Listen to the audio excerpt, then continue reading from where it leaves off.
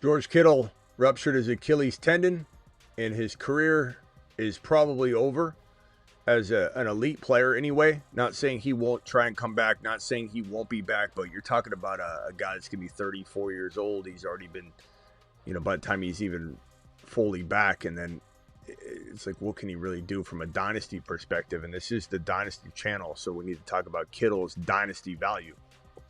And as far as AJB, if you're watching this a month from now, a week from now, 2 weeks from now, 2 months from now, 4 months from now, we just got done watching the Eagles lose to the San Francisco 49ers in the wild card battle that left this man screaming and yelling at his head coach.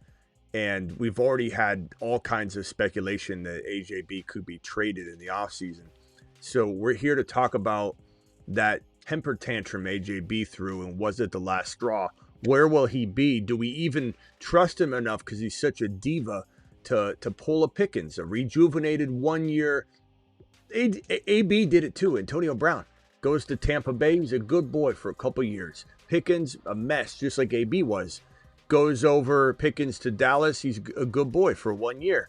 I think the same thing would happen. We'll talk about it on the other side of the intro, but this is a player we must discuss from a dynasty perspective because he's likely headed to a different location. And could it be Buffalo or New England? And what would that mean? The Dynasty Show, the Graveyard Show, begins right now. File on in. You're watching a Graveyard Stream. Live from the FantasyFootballShow.com studios. It's the Dynasty Fantasy Football Show. So we're here live doing it like we always do. We're going to have Dynasty live streams or uploads really once a day here on the channel. Either an upload or a Dynasty stream pretty much once a day going forward. So make sure you're subscribed. If you're watching this and you think you're watching the main channel, you're not. You're on the Dynasty channel. So subscribe, get it done. Kittle probably career over, for the most part. Could he come back? And yeah, I mean, this injury is brutal. It's a good 9 months before you can really say that you're, capable of being even a shell of yourself for the first year of play. And with Kittle being such an aggressive blocker, it's not like he's a quarterback where he's out there kind of shuffling around like Aaron Rodgers did coming off the Achilles tear. Kirk Cousins did coming off the Achilles tear. And might I remind you that they were very, very shoddy that first season. Now, basketball players can come back a little quicker, and Achilles injuries can come back quicker and quicker every single surgery, it seems. They're getting better, and this is becoming a lesser of an issue for younger players. The problem is Achilles injuries usually are an accumulation of wear and tear on the Achilles tendon. It's not like something that it just happens to snap like an ACL because of weird tension. It's usually something that even a healthy young man isn't going to tear his Achilles in the same. He's not going to tear it, period, if he does the same thing Kittle did where he stretched it out. A lot of these players, they take that long step backwards and then they essentially plant their foot. And when they stretch that Achilles tendon out, just like when you do this, you're stretching out all these ligaments right here and putting them to their max. That's what happens. These guys have a locked leg and then they plant their heel down and their foot's like this. And I don't need to get the model. I'll just explain it. And so you basically snap that when there's wear and tear. And you can think of the Achilles tendon in a way. This is not an exact model, obviously. But you have all these strands in here. And one by one, they're just kind of wear and tear. And eventually, it's got so much damage, it's weakened and inflamed. And if you did some imaging on it, you probably could see that this Achilles tendon is vulnerable. And then they go out and they do that here's the human foot, and here's a shoe, and this player steps on the ground and their leg is fully extended this way, and here's their knee, and it just ruptures because it's completely taut, it's tight, it's to its max. And if it's got those vulnerabilities and strands that are breaking one by one, it just snaps. Now, an older player like Kittle coming back from this injury is not a good bet. Ziggy, how old is George Kittle? And give me his birthday and tell me how old he is at the same time. You keep forgetting to do that. This guy. George Kittle is 32 years old, born on October 9th, 1993. Okay, so he'll be 33 before the season begins. He'll play very badly. You're off. Turn off. Ziggy, turn off.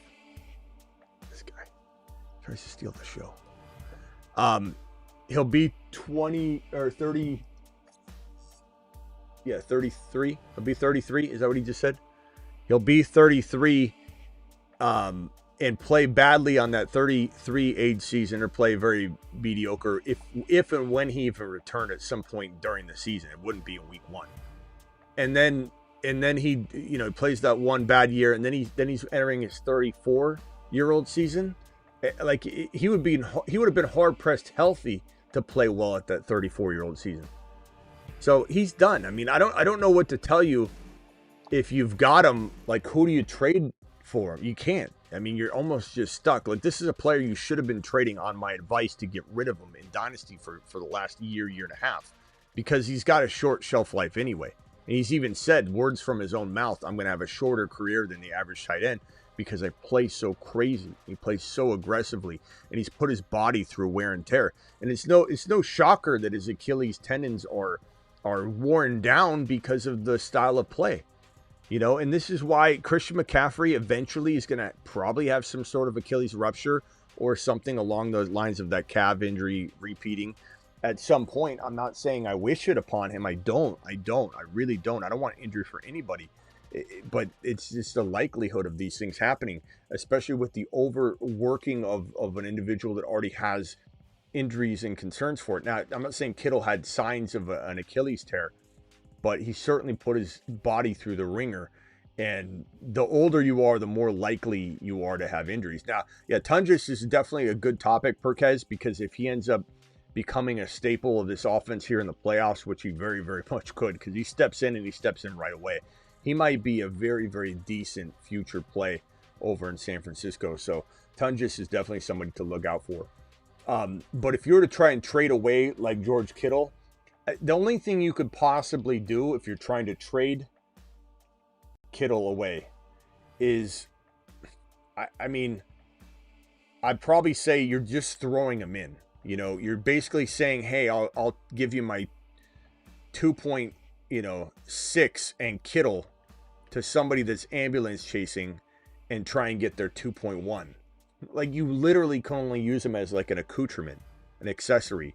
Kittle plus, and you know where it would become handy is you ask for a player you quietly like better than a player that might even be ranked exactly even with the player that you have. And then this little extra gravy just makes the person do the trade when they might speculate, hey, I probably shouldn't do that. Like, why is he asking about my player? I got my player and I like my player. Maybe you trade Kittle for a Dunze and somebody doesn't think a Dunze is going to do anything. Lad McConkey, we talked about both these guys on the other show. These are good acquisitions for George Kittle. If anybody's that ridiculously inept to do it, try it. But it really is going to be merely accoutrements. So Kittle, something plus Kittle to get something that is equal in fair market value, but you just want to get your hands on that player versus the other. Let me give you an exact one-for-one that makes sense in this context. And really, this is the only way you can really trade Kittle. You're just basically throwing him in for free to get a swap done that you like just a little bit quietly better. Example would be, I would say, like, let's say you were trying to buy, let's say you had Tet McMillan.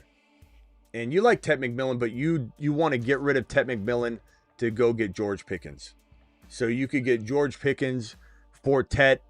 Maybe in a weird world you could do that straight up, maybe not. Maybe someone likes Tet more than GP. Maybe somebody likes George Pickens more than Tet. But you throw in something like this and all of a sudden it makes it look kind of cool. And then you throw in maybe a 2.9 or it could be on the other side, whatever. Maybe it's a 3.4. And now all of a sudden they're getting these three pieces. I don't know anybody but a Niner fan that's really going to have extremely high hopes for Kittle, but that's the only shot you have at trading him. Literally the only shot you have. The only advice I can really give a Dynasty Kittle owner would be go get Tundris, as we just alluded to. As far as the AJB, and then I'm going to open up the phone lines to both these discussions.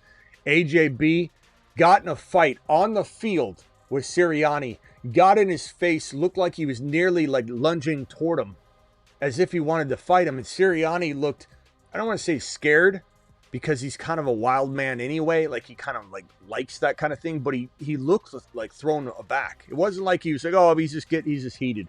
And you might hear Sirianni talk it down in the press conference. I don't even know if he's done that yet because we've been live the whole time. The game just ended not too long ago.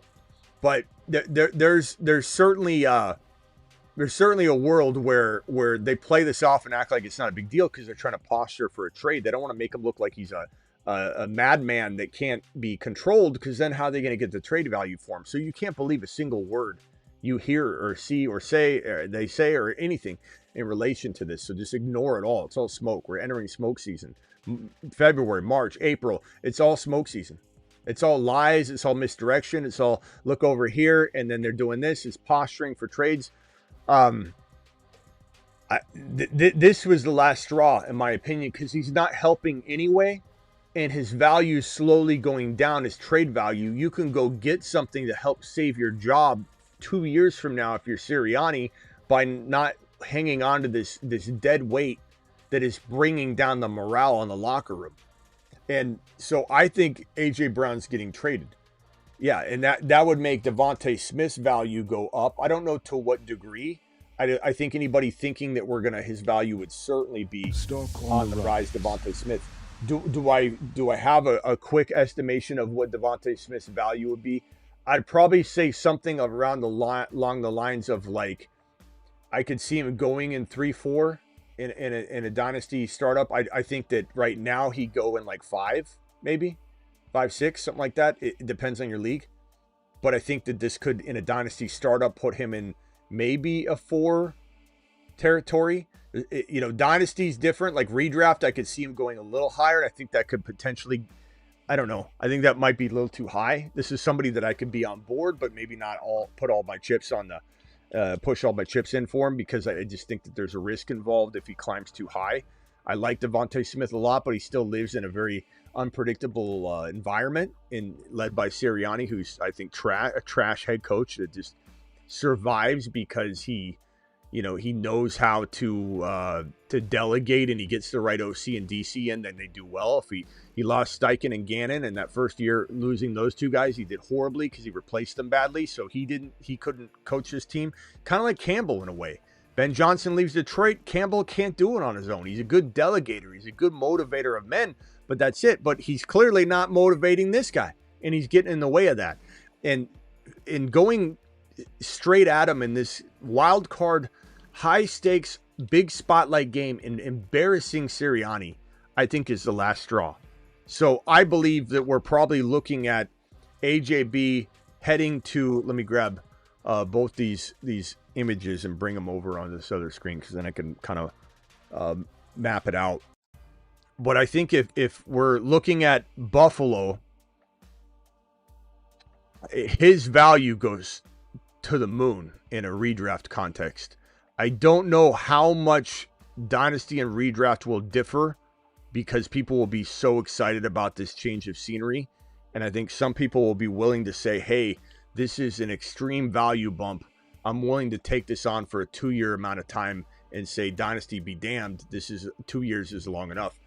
He goes from what I believe, if he stayed in Philly from a redraft perspective, I think this is a 3rd to 4th round player in redraft. If he stays, actually, let me put this by Philly. Sorry. This will get less confusing if I actually have the Philly graphic on screen. So let me put Philly on here. So if he stays in Philly, his redraft value would be, I would guess, 3 to 4 round territory. His dynasty value in Philly would be probably 4-ish, maybe 4 to 5 in dynasty. In Buffalo, his redraft value would be 12 to 13 overall. Is what I would probably guess. That's my early guess of this.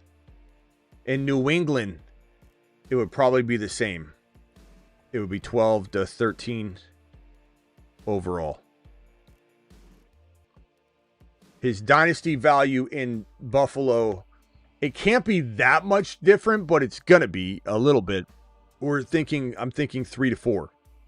Or even say 3. And then same thing in Dynasty here, I'd say 3. I just think you're breaching the top of round 2 versus where he was this year was mid round 2 if he's in Buffalo or New England from a redraft perspective. But it's hard to say. And I guess the biggest question would be, do I believe that he is worth this value on any level in any situation? So in redraft in Philly, I believe he's kind of worth this value, this later part, maybe the 4th round. I don't think I'd draft him around 3. Dynasty, I maybe take him 5 or 6, but very rarely. In redraft Buffalo Bill scenario, I would take some shares in the 12 or 13 and like best ball. I don't know if I could take him that high very often in a yearly, home league perspective. Dynasty, probably too rich for me because I don't trust his knees or his attitude. Same thing in New England for Dynasty. That's too rich for me. But I think I could go in the redraft direction at least like 10%, no higher than 10% of all my leagues in best ball, let's say. Maybe even 5%. Because I wouldn't want to put all my eggs in one basket in this situation. I don't trust his attitude or his... But I do believe, like Pickens, when he goes to Dallas, he resets his thinking. He feels wanted. He can zip it for at least 1 year. But after 1 year's up, what happens? So that's why Dynasty, he's not really a Dynasty buy for me, even if he moves, but he is a redraft buy for me. And he's kind of a Dynasty hold, or I'll dabble in a small amount in Dynasty if he moves to New England or Buffalo. Let's open the phone lines and see what you guys think. Call into the show. Call into the show.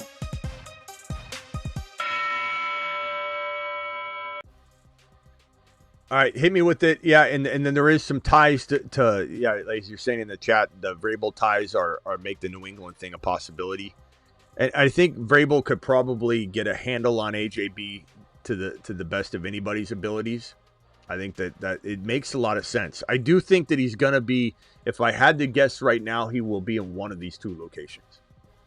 If I had to make a commitment now and put something down and plant a flag, it's probably Buffalo or New England. I would say more likely New England than Buffalo because of Buffalo's inability to invest in a wide receiver of some stature. But if they lose again and get embarrassed in round 2, will that push the Buffalo Bills over the edge to go get Josh Allen some help? If the team, the Buffalo Bills, advance through the playoffs very, very solidly, even if they lose, let's say, in a hard-fought championship game, or they go to the Super Bowl and lose in a hard-fought battle, they might be tempted to bring in AJB, and they might be tempted to leave things exactly the way they are and draft a rookie wide receiver again and go that route and try and get it right this time. But at the end of the day, I do think New England's far more likely to make a aggressive trade versus penny pinch and surround Josh Allen, because we've seen a history of it. The Bills continue to do it, and they continue to put together a competitive winning team, and they're just kind of penny pinching at the position. But there's also some free agent moves like Wan'Dale Robinson that they could be more apt to go after in a cheap manner. But this is definitely a New England or Buffalo landing spot, in my opinion. The only other teams that make sense to me would be like LV or Washington. So we could put Washington on the board. We could put LV on the board. I think Washington makes sense, and Adam Peters is aggressive. And you have also a very aggressive play caller now in Blau, who I do believe is going to be a pretty decent signing at the end of the day. I think he'll be a pretty good offensive coordinator.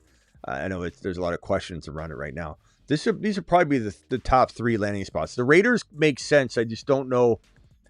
I mean, they might try and fix the wide receiver room, because they're obviously going to draft Mendoza. They want to support Mendoza, their number 1 overall pick. There's certainly a possibility that they look into this. I just don't know. It doesn't feel as likely, I would say. But these would be the 4 landing spots if I had to put anything together and come up with something. Indy, I don't think so. You never know. Casey, it's always possible because of the Rashee Rice drama that they don't expect to have Rice back maybe, and then they go after AJB, but I think Casey's probably using that number 9 overall rookie draft selection on a wide receiver. But let's say they wanted to get O-line and they decided to go in a different direction, then that could leave them in a position to where, they draft O-line Casey with this number 9 pick, or they go Jeremiah Love.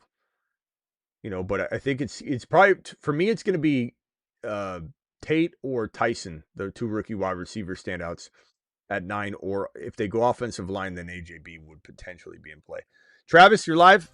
What are your thoughts on AJB? Then we'll go to Kittle real quick, but what are your thoughts here with Vrabel maybe reuniting with AJB as the top option? You're a Patriots fan. What do you think the likelihood of that, or a trade in general getting done? And am I off on these spots? And is there another spot you think is possible? No, I think you're pretty spot on. I think the Patriots are a natural fit just because he liked Vrabel. They seem to get along.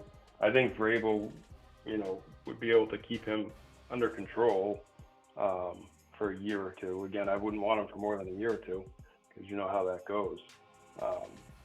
But yeah, he'd drop off too. Yeah, his age too, and his play style actually complements Diggs. They're not very similar receivers. He's a bigger body guy and does things Diggs doesn't do, and vice versa. So I think it'd be a good fit, and I think there'd be enough to go around, and especially in the first year, like you said, he probably wouldn't open his mouth quite as much. So I think it would work. I think the Bills make sense too, though. Let me merge. They need that type of guy. Let me merge DJ and hold on. DJ, just mute real quick. I'll be right with you. Yeah, I think if we go New England, let me put Drake May on screen here.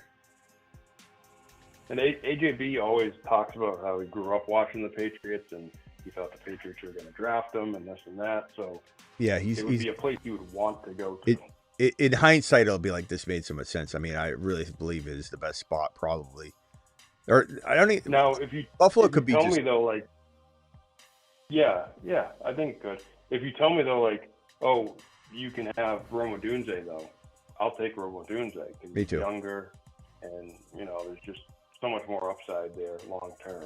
But if you're going to say, okay, you can't get a younger receiver that has that number 1 talent, give me AJ Brown all day. Yeah. And I think they're missing that from their offense still. So Diggs has been awesome.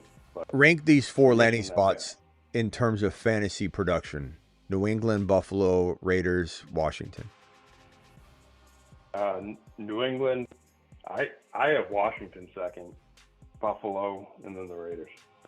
And I have Washington second because I still think if they can keep JD5 upright and healthy, he's such an elite quarterback. He's precise, he's accurate. He just, Hurts. AJB has played with Hurts, a guy who can use his leg.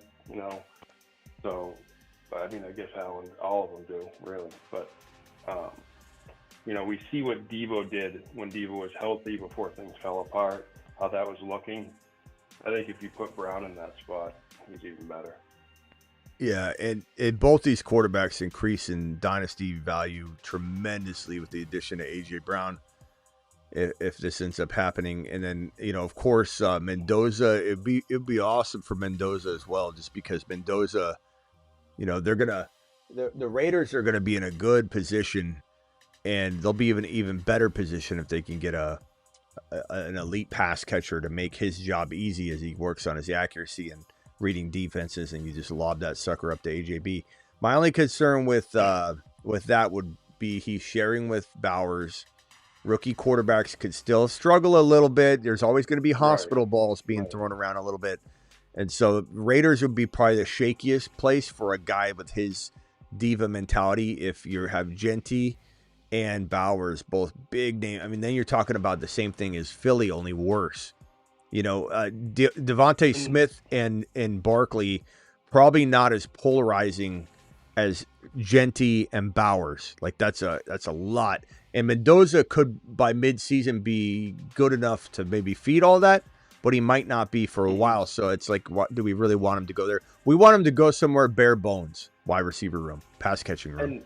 So New England The- the or Washington, because Washington, there's no way McLaurin's gonna last. Debo's not gonna last. Like this would be AJ Brown's wide receiver room, but he's not interested like Debo was in going to an environment. He wants to go get the ball. So he might look at McLaurin and Debo and saying it's too crowded. I don't like that, and not judge it right. Well, New England just makes the most sense of being bare bones. He's got the rapport with Vrabel. He wanted to go to New England. It all makes sense. It all makes great sense. With Washington, I assume if they were to get Brown, Debo's gone. And that he comes in and takes that place. Because Yeah. Debo's a free agent, right? I believe so. We got to put up that wide receiver board. I got to put it together, but yeah, I'm pretty sure. Yeah, I he's think that would kind of be a swap. unrestricted. Last thing I'll say, I'll let you go to the other caller. My only concern in Buffalo is that ever since Joe Brady came in, he doesn't seem to want to throw to one guy. Now, is that because they haven't had that guy, or is it because what Brady, that's how Brady does? Because the second he got there, Diggs stopped getting the ball. And it was a 1-for-1 correlation. Yeah, well, not necessarily though, because at the beginning of the year, I mean, you're correct in terms of like in general, but the first half of the year, Diggs was the number 1 or number 2 wide receiver in the league, and then once midseason came, there was word later, we heard this, that they were so tired of Diggs, they phased him out on purpose. They all kind of came together and they said, we're not going to throw to him. We're going to phase him out, which was crazy, like to do in the middle of a year. Like it seemed like a weird conspiracy, but it ended up being true. They phased out Diggs on purpose, and then Diggs wanted out of there. It was just a mess over there. But Josh Allen did feed him for half a season as a at least top 5, but I want to say it was like wide receiver 1 or 2. So you're right. At the end of the season, it ended up being that way. I agree with you. Like, as Josh Allen got too used to carrying it all on his shoulders, not to mention they never had the running game that they now have with Cook. So Josh Allen, with his newfound desire to put it all on his shoulders or Cook's shoulders, maybe he doesn't throw to one guy anymore. And he's also matured as a thrower. He's also decided I want to rely on one guy. It's almost like trust issues, that he has trust issues with the receivers. So he's like, I'm never going to fully commit to you because you'll either, disappoint me like Diggs. It's like a crazy, syndrome. But I don't know. I still think that Josh Allen, because he made Diggs so good, I still think it's in there. If you got an elite wide receiver, there's still a potential he feeds him. But it's certainly something that can be concerned about. I think Drake May's the ultimate decision here, because Vrabel also could corral in A.J. Brown's attitude for that year or two needed, and I think, he's not somebody that I think A.J.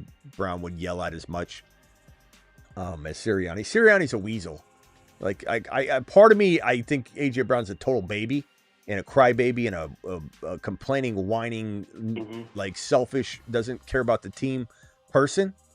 But at the same time, like I also don't like Sirianni, and I also think that AJB's completely misused.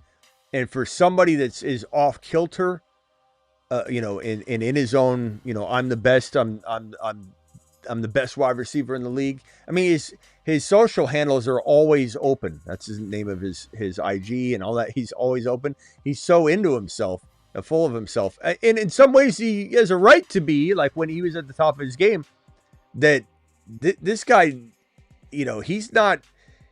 He's going to take some corralling. You're going to have to corral him in a little bit, and I think Vrabel's the perfect one to do it. And he needs to be fed. He just needs to be fed, and then he'll shut up.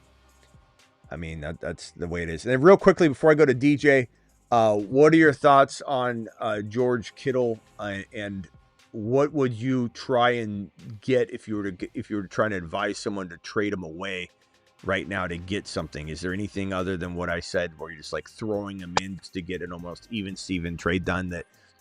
That's the way I look at it. Like if you had, let's say, Mahomes who's injured versus a Dak Prescott, and no one's going to do that, but it's like maybe someone would if you just threw in a Kittle and say, hey, you'll come back. and there's some ambulance chaser, or let's call it JD5 and Bo Nix, and you wanted to just take the gamble on JD5, and there are people that doubt JD5. You throw in a George Kittle, maybe someone's like, you know what, Bo Nix is playing good enough, they do the trade.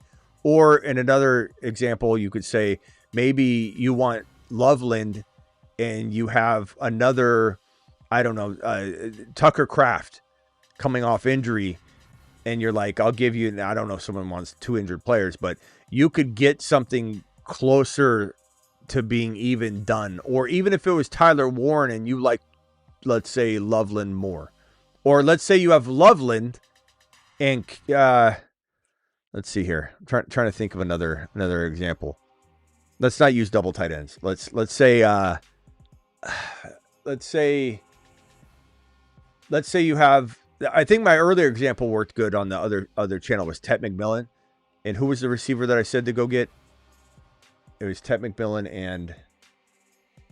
Oh crap. Just had it. DJ, do you remember? It was Ted McMillan for what wide receiver? It was this show, right? You were saying it on this show, right? Oh, was it on this show? I don't Oh, even hold on. It was show. So many shows, I don't even know. Ted McMillan and it wasn't Olave. Yeah, Pickens. George Pickens. Yep. Yeah. So like here would be the perfect example. And then I'll go to Travis because I asked him a question and I haven't let him answer it yet because they keep talking. But it would be something along the lines of this. Let me get everybody off the screen here so I don't confuse anybody. So you want George Pickens and you've got Ted McMillan. Now, I'm not saying some might want Ted over Pickens, and I'm fine with that, but that's what I'm saying, that these are like an even swap. It's just, you might not get that person to do it. They're like, I don't want to do it, so Kittle might get them to do it. Like, that's what you got to use Kittle for. I don't think there's any one-for-one trade where someone's giving you anything of value for Kittle, unless it was like a Dunze, we talked about him earlier, or Ladd McConkey, we talked about him earlier on the other channel. You're getting one of these guys, not both of them, one of these guys, and then you're giving up Kittle and like a second or third rounder. You know, you make some sort of weird, complicated trade that someone's like, well, I don't want Kittle, but I'm getting Kittle with the second. I don't know if a Dunze or Ladd are even amount to much. So the way I'm looking at it, let's just pick one. Let's say it's Ladd. So Ladd for a second is what you're trying to convince this person to do, and you're giving them a free what if Kittle that might not amount to much, but it doesn't matter because it's playing with the house's money. That's the only way that you can get rid of Kittle, in my opinion, or in the case of a Dunze. So same thing. Like this is, you're playing with the house's money. Here, take this second rounder, and then Kittle gets it done. That's the only thing. But Travis, go ahead. What are your thoughts on Kittle and any ideas? So, yeah, I mean, Kittle, like I was saying earlier in the chat, I mean, I'd take a second rounder for him, I think. Like, I know you can stash him in IR, but I'd probably be willing to take a flyer, try to use a second rounder. I'd gauge my league, obviously. Would anybody, see if there's someone out there who would wants anybody to in the stash chat, him, but would anybody in the chat give up a second rounder for an Achilles? I don't know. George Kittle. Right. I'm just curious. Sure If there's somebody that says yes out of even 10, then yeah, that's Travis is onto something. And Can we then get 10 no's? beyond that, like, I think you have the best idea, using them as, you know, a piece added to another, to a bigger deal to upgrade in your mind, where it might be an equal trade to someone else. But I would also, like, I'd trade Kittle for Gunnar Helm right now. I know a lot of people wouldn't, but if there was a tight end or even anybody at a position that's younger, that hasn't gotten the chance yet that you believe in, I'd probably do that too. All right, so we got the first 2 votes where they would do it. No, so we're 2-0. So you guys would literally give a second round pick for George Kittle right now in a dynasty. Some might. I mean, Travis is right. Then you could, the 1-for-1 would be to trade Kittle for a second rounder. The only other thing I could think of would be maybe this is kind of a crafty idea, but you go into the 2027 and 2028 draft pick mindset here, and you see if you can swap first rounders with someone and give them Kittle. So you comb through someone's team and you say this team could be a top 4 pick, and maybe your team looks like it could be too, but you have more faith in your guys, and you say I'll swap you first rounders, and they're arrogant about where they're going to finish. You're arrogant about where you're going to finish, and you're betting on them being way worse than you, and at the cost of a Kittle to make the swap. That would probably be the most attractive, like sly way of just getting rid of them, which seems to be for free, and go to the owner that you think has a worse team than you and just say swap for 2027s. You know, even if you do both picks, I like that idea a lot. That actually could be really good. I just can't believe the first 2 votes were yes. Like, really? Kittle might be done, period, guys. People forget, too, like, Fannin was going in the 3rd round of rookie drafts last year. So you can still get value in crafty ways in rookie drafts, especially at tight end.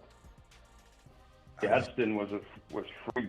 He was a free pickup, you know, like, and he might have a future. Vader, are you a Niner fan? Isaiah Likely's floating out there right now, and he's a free agent. He'll probably sign with someone. I bet you could get Goddard for Kittle right now. Well, after a 2-touchdown game, people are weird about that, but I can't believe. Are you a Niner fan though, Vader? I forget.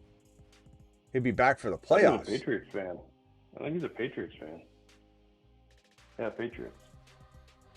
I mean, bro, even if he's back for the playoffs, his first year is gonna be slow moving, bro. Like snap management type of slow. And the odds of a 33-year-old coming off an Achilles tear, going out there and being, you know, productive from a very aggressive position for it. I mean, especially Kittle. Now, maybe they don't have Kittle block anymore on the line. I was going to say that. You know, but then that worries me. The blocking is so much wear and tear. Yeah, that's kind of his MO though. But that's how he gets open too. Yeah. He lingers for a second and then he's wide open down. I mean, that's part of the Shanahan scheme is you block, break off. So I don't know that Kittle can really even adjust into. I don't know why anybody would want Kittle. Like, it's okay, Vader, if you disagree. It's part of the why we play. And medical marvels and look at CMC going overseas and getting these injections. Like, Kittle could go over and get a bionic Achilles and like Christian McCaffrey's like slides him a folded note like, go see my doctor. He's got a metal cord waiting for you that they're just going to insert right into your calf. But a lot of people don't know a lot about injuries. I'm not saying you don't, Vader, but some people think that they really think this is an ACL tear. They don't understand that Achilles tear is different than an ACL tear. We had Tyler on the other live stream going, well, you're not worried about Mahomes. What's Mahomes have to do with this? Well, Mahomes suffered an ACL tear. This is an Achilles tear. For some reason, I would say not. I don't want to say uneducated people on it, but people that are not into the medical part of it. This doesn't mean they're bad people or unintelligent or anything like. But they don't know the difference between an Achilles and an ACL. They think it's a lot of people. Every single time I bring up like Achilles, everyone always references an ACL tear. They just don't. They have no clue. It is completely different. I like Cap's comment. He's a Washington fan, but he just said, I can see it now. Ayuk will get traded and Senate. How do you say it? Senate or Senat? Ben Sinnott goes back to the Niners and becomes a stud. Well, but Tungus, we need to make sure everybody that has Kittle goes out and tries to get Tungus because it will be a pretty solid. Good hold. Probably gone in a lot of dynasty leagues though, but go see. You never know. If you play in small roster dynasty leagues, he'll be available. All right, DJ, you're live. Either topic, Kittle, AJ Brown. Hit me with it. Yep, best on the planet, Smitty. I like the word, man. I can't spell it, but what did you say? Accoutrement? Accoutrement. Yeah. Like accoutrement is basically like an accessory. Word of the day. So with regard to Kittle, I don't understand the second round pick.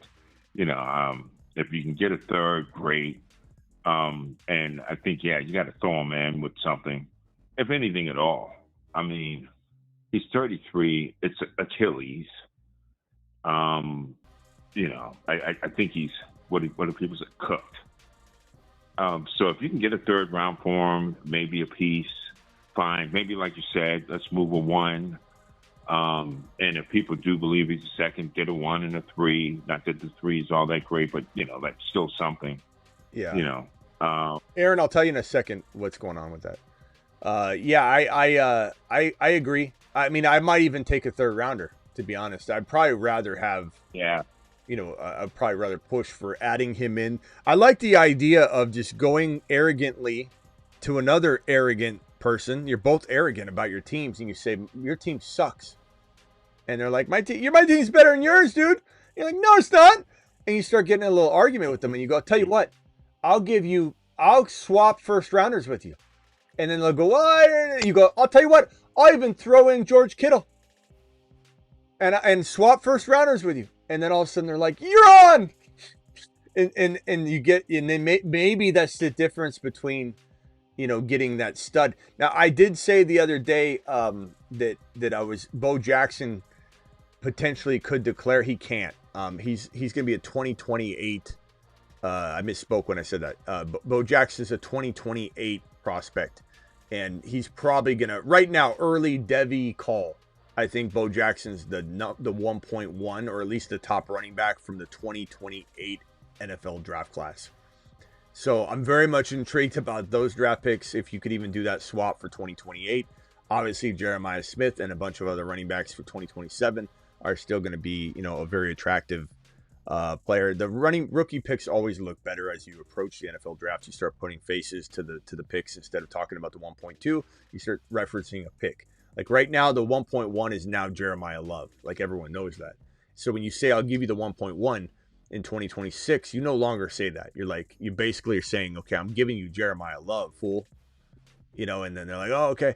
So that's the way I'm looking at these picks, is they're going to be nothing but better value as we go. And Aaron, real quickly, just to address the super chats, we don't have any super chats availability or memberships. All the memberships and super chats got yanked because I hadn't gone live enough hours. We basically didn't go live on this channel for like 10 months. And even though I started to go live again, it was too late to turn them back on. So we're literally like, I think a couple days away from the light switch being turned back on that. We just need more watch hours, not likes or views. Although I want those, please like the video, subscribe. But if you haven't watched any of the Dynasty content, maybe go to sleep listening to some stuff tonight and catch up on it, because the more watch hours we get, meaning you're just consuming minutes and hours of the Dynasty content, the more watch hours that we register will trigger the super chats and gifted memberships and the memberships to get turned back on. We're literally what I would consider it if everybody was to try and, catch up on some stuff, like legitimately, but, stream some stuff tonight while you're sleeping, whatever. Let Smitty whisper sweet nothings in your ear about fantasy football as you're going to bed. I think we would get there in like 2 or 3 days. So we're really, really close. So that answers that. So maybe like by this time next week, super chats are back on, gifted memberships are back on, all that. So we'll have some catching up to do, but that's my fault for literally, deciding to not do the Dynasty channel, then changing my mind, but we'll get it back going. Go ahead, DJ. New England. I think they should get a vet. The wide receiver class, and I'm looking forward to the content as we go into the season. With regard to the Dynasty, but if you can get an AJB, stop messing around. You just don't know. And they're in a position where that it's a win now window, probably even a win later window. Sad to say, but get a vet. I understand that it might be in terms of the receivers that are available, whatever the case may be. But like Buffalo, like New England, get your number one, get your vet, get you with what you think is. Just my opinion there. I didn't realize, I forgot about the Vrabel and the AJB relationship. And I remember watching that draft, and you may too, me as well, when they traded Brown on the draft day. And I think that was the beginning of the end of Vrabel's relationship with the Titans. He was pissed. Because the look on his face, you guys remember that? It was like, Yep. So I forgot about that. So, that very well could happen. Just my opinion. I'll shut up on that piece. I have something else as well. One more thing, and I'll shut up and let you guys go. Elway. Allen reminds me of like Elway, right? When you were talking about Cook.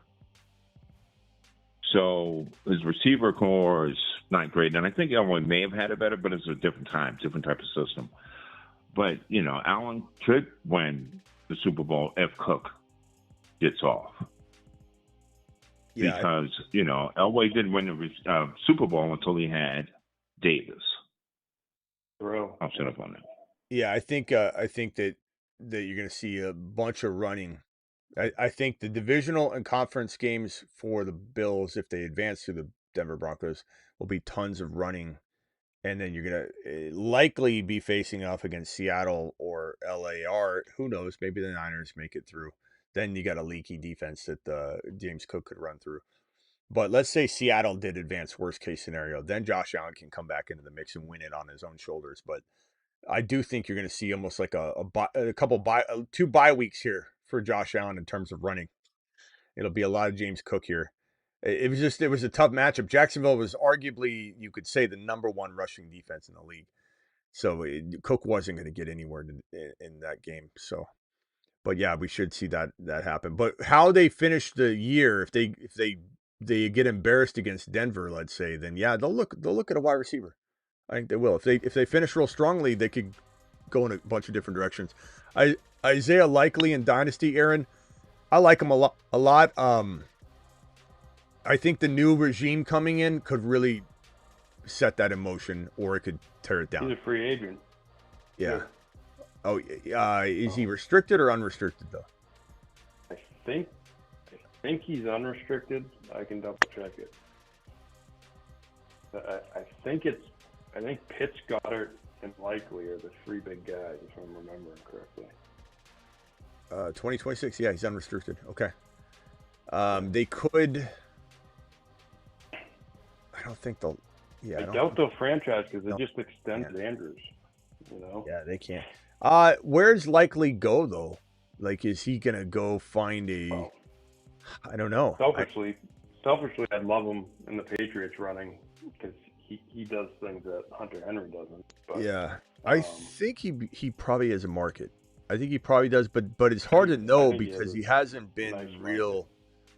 He hasn't been real consistent. He's been injured a lot, and they haven't. So he's kind of like, I want to say, like a little bit under the radar. But yeah, there's probably a couple teams that would try and buy for him. I think because he won't be top dollar, people will bet on the talent. Yeah, we'll see. I like him a lot. Bengals. I mean, I've always liked him. Guy. I think the Chiefs might go after Goddard if he shakes loose, but it will be interesting who they bring in at tight end to replace Kelsey. Yeah, because likely in terms of his coming into this year, what was he? 16, 17 or something like that. I don't know what that was drafted in terms of his, ADP, but he was a commodity, right? People were hoping that they wouldn't re-sign Andrews. We've been huge on Likely for years. We've been waiting years for Likely. We have been, we probably, and I always say this, but it's a lot of time true. We've been pumping him up more than anybody. We've been such big Likely believers, but he just hasn't been. It seems like it'll be his year, and it doesn't happen yet. It's hard to trust at this point because we've been trusting it for many years. So ever since he entered the league. And so he exits this year with 1 touchdown, 307 yards. There, but those 6-5 touchdown, just the upside, the film, and the fact that, like, even when he catches a big play, and he usually has like 1 or 2 huge games a year. Everybody's talking about him. The announcers are like, likely so. So you got to think the league knows what's going on with him. You know, I don't think he's going to be completely off the radar, but I do wonder who's overpaying for him versus drafting one of these rookies, you know. But he's certainly going to be somebody that I think ends up getting a bag. I just don't know how big. I like him a lot. He's got to stay healthy. He's got to find a good situation. These players sometimes don't know good situations for anything. They really don't. I mean, look at Antonio Brown turning down Buffalo to play with Josh Allen. He's like, I'm not going there. I want to go to Oakland. And he went to Oakland instead. These guys sometimes have no clue. Saquon Barkley preferred to stay in New York versus go win a Super Bowl in Philly. Like these kids, like he's trying his best to go back to New York. So who knows if Likely knows what spot's best for him. But he'd have to have a good spot in order to thrive. But Cincinnati, KC, other landing spots that make sense off the top of my head, I would say. Yeah, I mean, no. Denver. San Francisco has Tongas, I guess. No, they have Ingram. Yeah, I don't know how they view Ingram long term.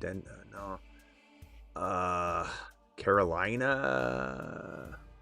Yeah, well, and I mean, like the Falcons and the Eagles may end up needing a tight end. I think if Goddard goes. Guys, but, if Goddard goes, then yeah. The Panthers. I mean, he fits a lot of places because he's a pass catcher. You know. Yeah. I think also. I think Erin was asking earlier. She has Kittle, and then she was asking what would you do with Kittle, because she also has Likely, Strange, and Theo Johnson as tight end. I mean, exactly what I said. At the very, very least, go to a team that you know as a worse team than you, like in to the point where like you quietly are reading the tea leaves and you're like, this team could be like, I don't think anybody understands that this team could be the 1.1. And you just say, I'll swap, my team's better than yours, I'll swap you. And they were like, no, my team's better than yours. And be like, oh yeah, you want to put your money where your mouth is? How about we swap first rounders? Maybe they'll do that anyway without putting Kittle in. But like Kittle is an easy add into that dynamic. But if not, try a second rounder. Or we had 2 votes immediately that said, when I said, I don't know if anybody will do a second rounder. And the first 2 votes were, I'd take Kittle over a second rounder in the chat. I'm like, shocked by it. But. Yeah, and I think it ended up being about 50-50. So, there's a decent chance, it's going to be like that across most leagues. 50% of people will be willing to take a flyer on them at that price. Wild. Well, that's a good point, too, actually. Likely's from Massachusetts, too, so you never know. Yeah, we'll see. I think Likely's got a good chance of finding a good home. I just, right now, like, would I trade Kittle for Likely? Probably. Would I trade Kittle? I mean, not even probably. I would, because I don't think Kittle's going to return. I think he's done. I'm not saying he retires, but he could. Well, he could retire. Even if he does, when can you expect him to get back to at 34 years top of 10 age? Or 12 tight end? Because that's what you're asking for. You're not asking for, can you give me a few games here? You're asking for him to be a starter on your team. Yeah, it would be his 34-year-old season, not his 33, which is upcoming. And then you got to ask yourself, could a healthy George Kittle be a top 10 tight end at 34 years old? Mm-hmm. The other thing you got to keep in mind is, this is probably the most scary part and the most important part. When you're an injury-prone player like George Kittle and you're coming back from this injury, you'll have compensation injuries along the way. So the odds of him staying healthy and your calves are not the same size. Your calves, one of your calves will look like this, and your other calf is going to look like this. And you have so much hamstring and calf compensation risk that you'll pull the other calf. And a lot of people tear the other Achilles tendon. It's very, very common to tear the other Achilles tendon coming off an Achilles tear when you're an aggressive person out there doing, because your legs are not the same size yet. And so you're compensating, and then you blow out the other tire. And then this is how Christian Watson, not because of an Achilles tear, But Christian Watson, when his thighs got to be 30% difference, one of them was 30%, not 10, not 5, 30% smaller his thigh than his other one. That's why he had so many injury problems. So you're asking Kittle to get those legs the exact same size in enough time to hit the field and then stay healthy? He's going to get re-injured is probably what's going to happen. He's going to come back and you're going to have a sob story on your hands where you go, well, what if he just stayed healthy and get a bad break? Not a bad break. It's probably very likely he never stays healthy again. All right. I'm probably going to go here, guys. So let me go over to DJ real quick. Final thoughts, DJ, with whatever you want to say at the end, and then I'll go back over to Travis, and then we'll be out of here. Yeah, then, I just think the Kittle value, and with the way I think offenses are using and more emphasis on tight ends, I don't see the value. And there's the draft. So from a dynasty perspective, I'd move up on him. I appreciate him. He was good, man. I mean, not that he's dying. I don't want to give him a eulogy. But, yeah, he's cooked. So there are a lot of tight end. In other words, there's tight end value that's out there. There's Sinat, possibly. I like the was, Parkinson idea. I think that could be really, really good. I like Colby Parkinson a lot. I think that's a real crafty swap. That'd be awesome.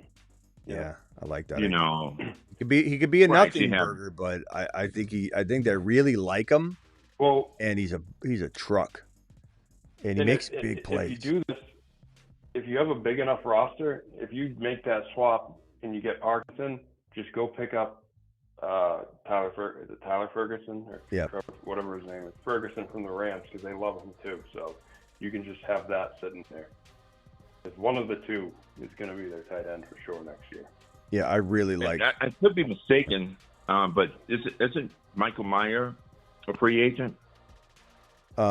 Mayer, might be. Don't let me you see. Have one more year. Let's see. Might be restricted. Might have. Yeah, it might be. Let's see here. Michael Mayer's contract. He's a unrestricted free agent in 2027. So no, he's not. He'll be available the next year. Next year. Okay. That'll be an interesting point being one is, too. Yeah. Point being is, I just think there's a lot of tight end value that will be available. Not top end, which is to say there are going to be a lot of tight ends kind of lumped together. What about Laporta? I wonder if someone would look at the injury to Laporta and then Kittle, and you throw in like a second rounder, swap them. I was gonna, that came to mind. Like that would be, you wouldn't be able to do it straight up, but you could, because one's just getting injured, the other is going to get healthy. What if you're like, I'll give you Laporta and a second round, or I'll give you Kittle and a second rounder for Laporta. I think that'd be I like that. Especially because Gmo kind of, ascended a little this year, especially with Laporta out, so people could be really down on him. I think that's a way to get out of Kittle. So my top ideas to get out of Kittle would be, I would say you're trying to get a second rounder. You're trying to trade across on something you feel like is somewhat even, but something you couldn't necessarily get someone to do, but you just throw Kittle in like an accoutrement, as I said. Kittle and Tet McMillan to go get your George Pickens if George Pickens is your target. Buying JJ low right now with a wide receiver that might be just a smidge below him, but all the negativity and the uncertain quarterback situation allows you to just say, let's swap even wide receivers. I'll give you Kittle. Then Parkinson would be a crafty, bold move. And then maybe Laporta. You give up a second in Kittle and you go get another injured Laporta. And then the person's saying to themselves, I kind of wondered if Laporta would ever amount to anything anyway. So the way I'm looking at this is Kittle's house is money. The second rounder is really what I'm after. And then you're able to get out of Kittle that way. So those would be my top options to get out of George Kittle. Because he may not be the same. He may never play football again. Or if he comes back, I mean, he just keeps getting re-injured. Because he's going to have compensation risk the entire way. Because there's no way his legs will be the same size walking into year one. They'll look like this. One calf will be like this. One calf will be like this. And if he hits the field that way, he's going to potentially blow the other Achilles or have compensation injuries, and he'll never be on the field again. Or he waits a proper amount of time, doesn't even play much at all, if any, next year. And then what? He comes back at 34 years old and returns to top 12 glory when he may not have even done that as a healthy 34-year-old. I'm getting out. Get out. Is there in the chat there asking, is there anything you would give up for Kittle? Like, would you give up a third or fourth rounder? Or are you just out? No. Well, I'm not holding that. No, it's a waste of roster spot, man. I want nothing to do with it. And if I'm wrong, like, you're waiting a whole year before you even testing that theory out. No thanks. This is a case where it really can't be wrong, right? That's the case. You can't really be wrong. Even if you're wrong, you're not wrong. Yeah. Yeah, because even if he came back to be a top 10 tight end, which is minute chances, how long can he even sustain that for at that age? It's can't. Very slow. All right, DJ, we'll see you tomorrow, bro. Appreciate you. Fantastic. Love the word accoutrement. Yeah. I'm going on that. Accoutrement. Word of the day. Yeah, accoutrement. Accoutrement. Fantastic. Best show on the planet. Thanks, all right, gentlemen. Later.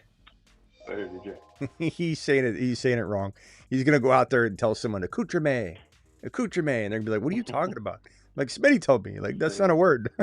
Accoutrement with a French accent. Yeah, accoutrement, like ornament. It's like kind of like an ornament in a way. Ornament, accoutrement. Yeah, just so he's out there going accoutrement. Thanks, DJ, for calling in. Appreciate you. All right, Travis, final thoughts. Just two quick things. What about Mason Taylor or Kincaid for Kittle? Would you take him?